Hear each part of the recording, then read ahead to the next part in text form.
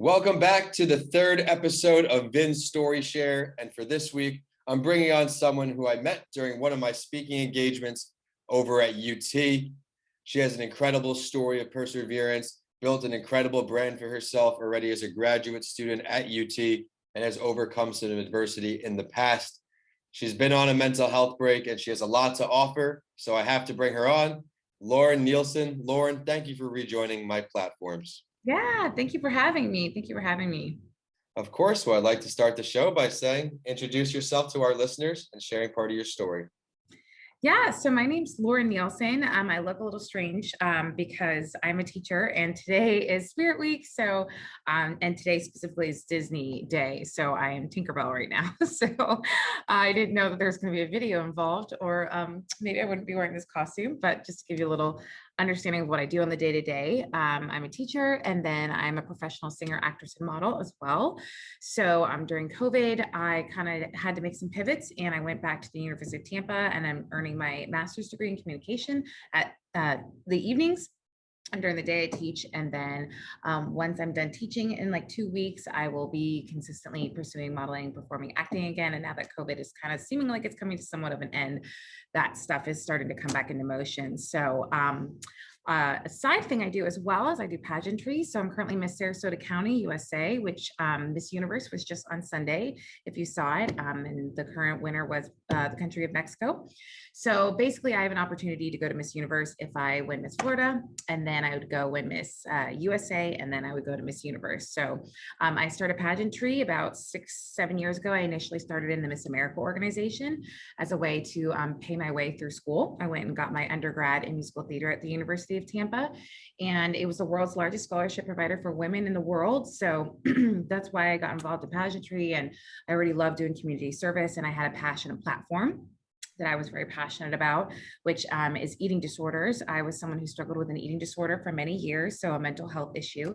And I just didn't want anyone to struggle the way that I did. And I know that the first step to helping people not struggle is to educate them on signs and symptoms of the precursors of what's going to happen before an eating disorder actually starts to metastasize, and then what happens when you're going through one, and kind of just teaching people healthy habits with eating, nutrition, exercise, and really your mind, because it's truly a mental disorder where you have this body dysmorphia and you don't see yourself as accurate to how you actually are. And so through pageantry, I'm able to pursue legislation change. I have advocated with the EDC in Washington, DC, in Congress. I actually just did that virtually last week as well. And I've been able to make a big difference with my platform called Uniquely You, where I go into schools and treatment facility centers and help young women and men really find their validity and their worth, and know that it doesn't come from the perception of others and their body size. So I've been really grateful to be able to do all of that in my lifetime. Yeah, you have your hands in a lot, and I very much commend your work ethic. You're a go-getter. Wow, I bet you speaking. Obviously, we clicked on the mental health side of things, but you also just mentioned you have your own platform that you work with. Let's talk a little more about that. Yeah, so I'm trying to turn it into a nonprofit right now. Currently, I just partner with a bunch of different eating disorder coalitions, and I work with NIDA, and I've worked with a bunch of different eating disorders like ANAD, and I really would like to turn mine into a nonprofit. So basically what I've done is I've basically tell my story, which I basically had every eating disorder in the book, and went to different treatment facility centers and just kind of shared my journey and what kind of got me through. And I've made slideshows and kind of I go into schools, primarily middle schools, and kind of talk to them about puberty and kind of how your body is still growing at certain ages, and kind of signs and symptoms, and understanding, what's a healthy BMI, and to not really focus too much on numbers. And so basically it's like a talking program where I partnered when I was in the Miss America organization with this company called Advanced Recovery Systems, which is a mental health system that has multiple hospitals and treatment facility centers all over the US. And they've created this program called Ambassadors. So the pageant girls would go into schools and talk about not only eating disorders, but all mental health disorders, whether it be addiction or alcoholism. And so we really got trained in kind of how to address signs and symptoms and how to educate people before something bad were to happen. And so I've done a lot of partnering with a lot of different organizations, but I'd really like to turn mine into something more. So I'm actually wearing the necklace. I don't know if you can see, this is the emblem, which it actually means new birth.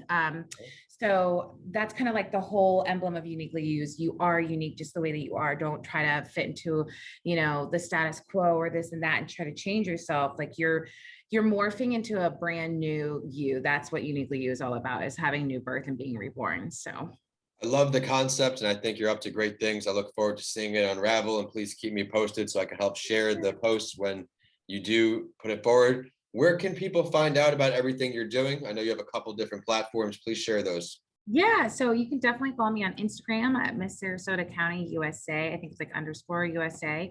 And I also send out emails. So if you want to get like my email blast, you can direct message me on my Instagram as well. And I try to post all of the events that I'm doing. And I'm singing for Memorial Day at Sarasota. So I sing all the time. So if you want to come out to one of my events, I'd love it. Great. And now I'm going to ask you, as you know, for your last word, what are we going to end our listeners off with today? I would just say, as cliche as it sounds, be you, because there's not another you. And it's so true. People love the quirks, people love the freckles, the this and that maybe you think are not the standard of beauty or are not looked upon as a good quality and trait. But those are the things that make you the most memorable. So shine bright. Well said. And Lauren, I want to thank you so much for taking the time to join us today, shedding some great light for episode number 3. And for everyone listening and watching on, thank you so much for tuning in again to episode number 3. Of course, there'll be 10 episodes in season 1, but 2 more episodes till part 1 ends. Stay tuned for a great episode next week with Tony Alexander from Houston, Texas. He's a U.S. veteran, leadership guru, mentor to many. Stay tuned for a great episode, and thank you again, Lauren. Thank you.